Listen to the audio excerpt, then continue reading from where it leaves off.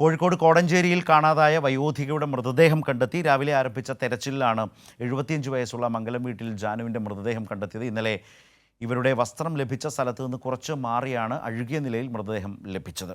ലതീഷ് വിവരങ്ങളുമായി ചേരുന്നു. ലതീഷ്, കാണാതായതിനെ തുടർന്ന് വലിയ തെരച്ചിലായിരുന്നു ആ പ്രദേശത്തൊക്കെ. ഇന്ന് രാവിലെയാണ് അല്ലേ മൃതദേഹം കണ്ടെത്തിയത്? ശരത്ത്, ഈ മാസം 1-ാം തീയതിയാണ് ജാനുവിനെ കാണാതാവുന്നത്. മറവി രോഗമുള്ള ഒരു വ്യക്തി കൂടിയാണ് ഇവർ. അതുകൊണ്ട് തന്നെ ഇവർ തിരിച്ച് വീട്ടിലേക്ക് എത്തുക പ്രയാസമായിരുന്നു എന്ന് മനസ്സിലാക്കിയതിന്റെ അടിസ്ഥാനത്തിലാണ് വളരെ വേഗത്തിൽ കോടഞ്ചേരി പോലീസും അതേപോലെ തന്നെ നാട്ടിലെ സന്നദ്ധ പ്രവർത്തകരും ചേർന്ന് ഡ്രോൺ സംവിധാനം അടക്കം ഉപയോഗിച്ച് പരിശോധന നടത്തിയത്.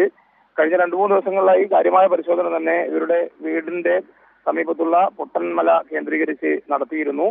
അങ്ങനെയാണ് ഇന്നലെ വൈകിട്ടോടുകൂടി ഇവരുടെ വസ്ത്രങ്ങൾ, കാണാതായ ദിവസം ഇവർ ധരിച്ച വസ്ത്രങ്ങൾ കണ്ടെത്തിയത്. അത് കണ്ടെത്തിയ സ്ഥലത്ത് നിന്നും കുറച്ച് മാറിയാണ് ഇന്ന് രാവിലെ തെരച്ചിൽ ആരംഭിച്ചത്.